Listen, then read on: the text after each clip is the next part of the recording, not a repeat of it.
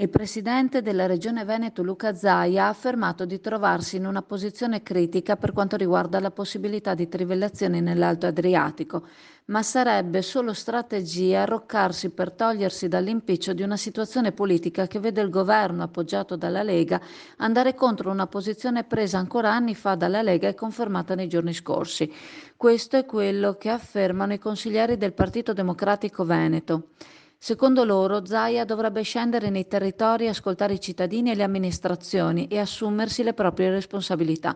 Secondo i consiglieri, le trivelle non risolverebbero a breve il problema degli approvvigionamenti, avrebbero un forte impatto ambientale, senza considerare che servirebbero tempi lunghi per poterle mettere concretamente in funzione.